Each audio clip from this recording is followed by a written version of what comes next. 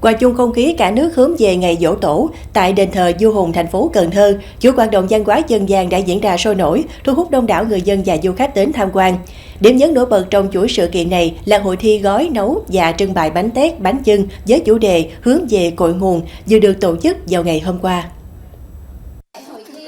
Hội thi năm nay có 5 đội thi gói bánh tét và 5 đội thi gói bánh chưng đến từ các xã phường và đơn vị trên địa bàn thành phố với sự tham gia của khoảng 50 thí sinh.